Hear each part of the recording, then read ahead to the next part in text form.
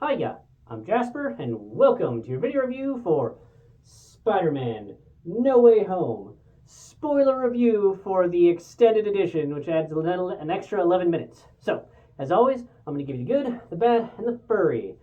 Again, most of the rest of the stuff is covered in my spoiler-free review, or my spoiler review of the original theatrical releases.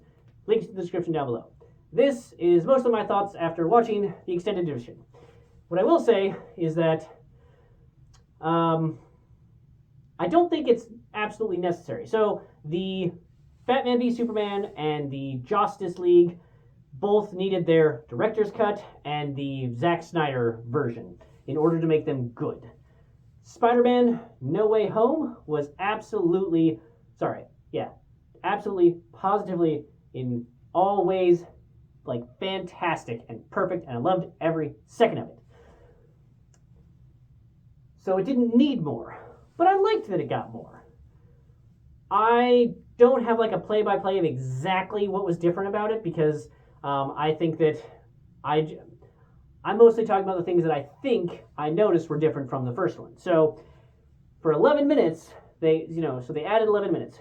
What it seems to me is that a majority of the time that was added was in Ned's ex-girlfriend interviews with various school members or teachers, school board member, or school like kids and whatnot.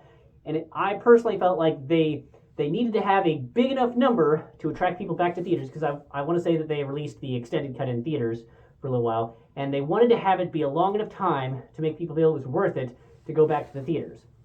And I do feel like and maybe it wasn't, but it felt like they added 5 minutes of just her interviewing like the funny teacher from the first one, the other funny, from the second one, the other funny teacher from the second one, Ned, Spider-Man, whoever else, and I think that went on too long. I think that they made the right choice the first time when they cut some of it out. But it was still fun, and having already seen the movie, I didn't mind having a little bit of extra with her, because she's a fun actress, and I like her scenes. That was fun. The other thing that they added that I really noticed was more time with the Spider-Mans together. And I liked that. I thought that was fun. I thought that was a good use of time.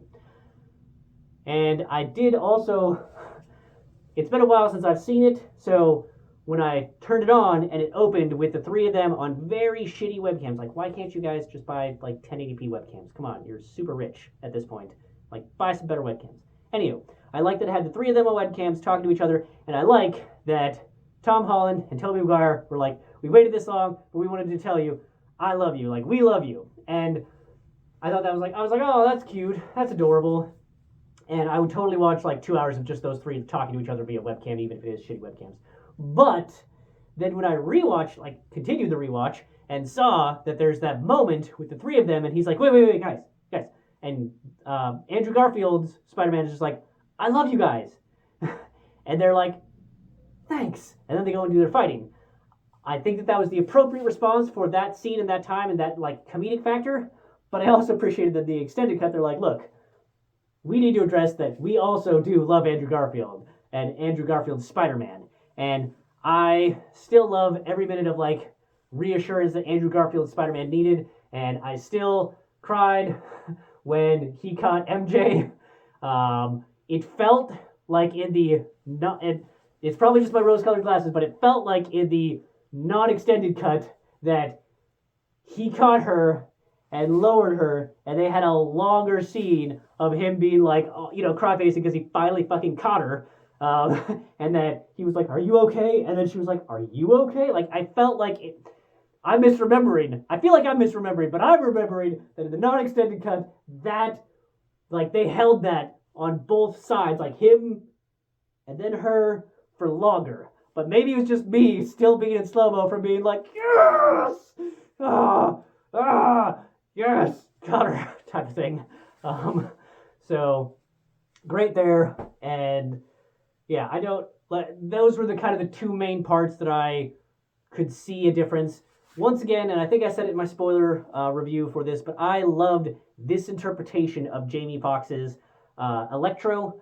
I thought it was fun. I still like his Amazing Spider-Man 2 version. I think they did that correctly and appropriately, and that worked. But I also liked this version of him. I like that we get two different versions. And I like that your explanation could either be, well, it's multiverse, so they didn't actually pull this version of Electro. They pulled like a third version of Electro over to here. Or you could just go with that, like, hey, he's gotten a taste of the energy over here, and so that changed him even as he was becoming, like, coming into his body time frame. And because this new energy affected him a different way, he was able to modify his own self-image to be not blue. I love blue guy, but the yellow also really works. So I also love that, you know, whenever the electricity was like really building up around him, he had the like the electricity and the like star-ish formation from the comic-y animated show type version of him. That's fun. I thought that was a nice little Easter egg if you noticed it. And yeah, so I love that. I love that Andrew Molino basically hasn't aged a day. It just hasn't. And I feel like the guy who plays Sandman, I don't know for sure, but like I feel like he might have gained a little, like enough weight or been changed enough physically in terms of oldness that they decided to have him just be Sand more often than having his like physical features, because I feel like de-aging him and having him roll around for that much of the movie probably somehow, because of Uncanny Valleyness, would have been more expensive than just having him be Sand. I also am guessing that in the comic type things, he was more often just Sand, so maybe they were trying to keep more comic accurate, if you will, as well as maybe save some money, which is fine. I also love that Willem Dafoe basically also hasn't aged, even though his was from literally Spider-Man 1, and then they shot, you know, Spider-Man No Way Home, so he has had the biggest gap between playing the same role. And I swear he looks exactly the same, and I don't think they used any de-aging technology on him, because there was never a moment of Uncanny Valley, so I don't think they used it, or they used it perfectly, but he looks the same, and that's fantastic. I love that they integrated a bit more of the like comic style of like the robe with the hood and whatnot, like sort of how the Green Goblin sometimes is more typically portrayed. That's a fun time. I just loved all of that. And yeah, once again, though, don't really get the best explanation for why Sandman is evil in this. He was not like super evil, but his like, I don't trust any of you. Like, but why don't you though? Because you were pulled. I mean, I guess technically we don't know, because he just went away. He just flew against the wind away in Spider-Man 3. So maybe some event later on with Tobey Maguire and him forced them to fight each other, and so maybe that's why he doesn't trust Spider-Mans anymore. But he did initially when he thought that Tom Holland was his Spider-Man.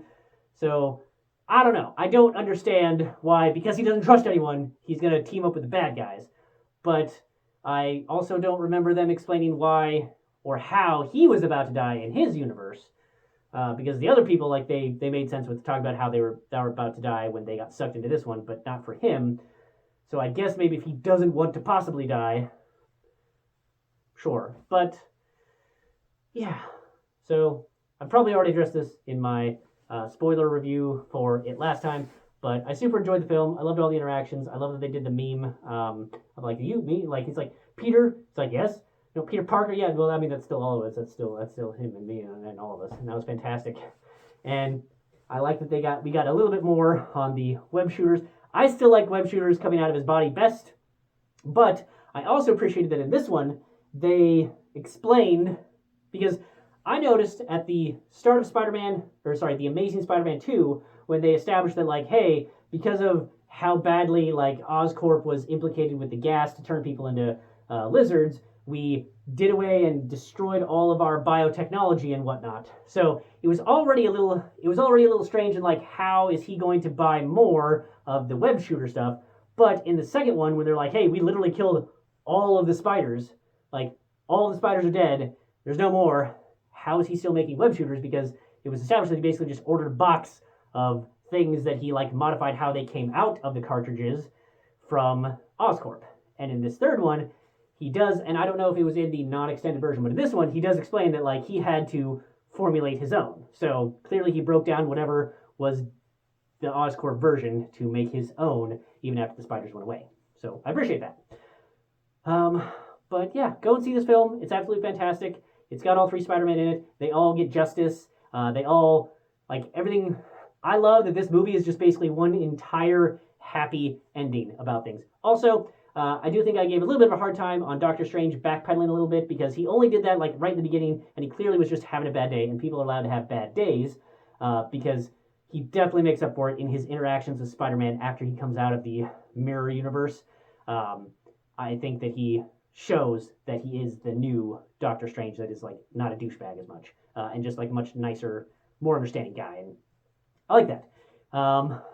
So yeah, this is just all happy times. I love that it just gives you a happy ending for the other 2 versions of Spider-Man and this version of Spider-Man, and it's just fantastic. It's such a perfect send-off in case they can't bring Spider-Man back for the MCU because of Sony rights, and I'm totally fine with that because of how they ended this. That being said, I don't know if he made the right choice with not telling MJ and Ned, but you can make your own decision about like maybe he changes his mind, maybe they find out anyway. Like, I like that it's not ambiguous. But if you want it to be ambiguous because you think you made the wrong choice, you can kind of say that it was ambiguous. So, anyhow, that's all I have for this one. Thanks for coming. Thanks for watching. Hope to see you at the next one. Bye.